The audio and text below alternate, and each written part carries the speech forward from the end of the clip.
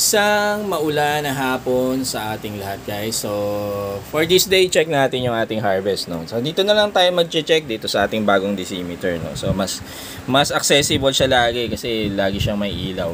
Or kung di man, pwede naman natin patay niya. Nababasa pa rin naman natin, guys.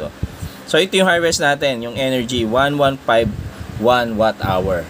Ngayon, for this day, guys, sabihin ko lang sa inyo, hindi ako nag-switch ng battery na charge, hindi ako nag-switch ng solar charge controller sa manual transfer switch.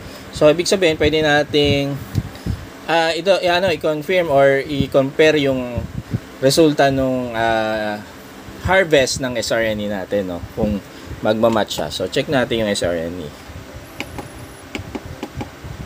So, ang harvest sa SRNE daw is 1175 watt hour. Well, as dito naman sa ating decimeter is 1151 watt hour. So, hindi sila nagkakalayo ng value. So, pwede na nating masabing reliable din yung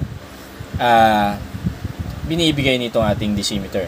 So, mas mababa yung value na binibigay ng ating decimeter. So, tingin ko mas safe na ibigay niya yung value na mababa kaysa bigay niya yung mataas dito, pero dun sa SRNE natin is mas mababa yung value harvest, no?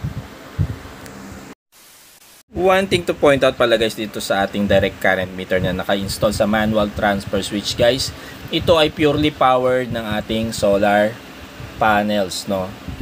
As long na may power sa solar panel na nakukuha, naka-on din yung ating direct current meter. Ito, guys, no, madilim na sa labas, 6:40 in the evening. So wala na tayong harvest ng mga ganitong oras, guys, no. So pakita ko lang sa inyo yung DC meter na binanggit ko sa inyo na completely powered ng ating solar panel. So makikita nyo, guys, blackout na talaga siya. Wala na siyang power kasi nga nagre-rely siya sa power na nakukuha niya sa ating solar panels. And since wala namang araw na, gabi na, completely wala na siyang power. Hindi katulad nitong ating dalawang DC meter dito is naka-hook up siya sa battery natin, and day and night naka-on siya.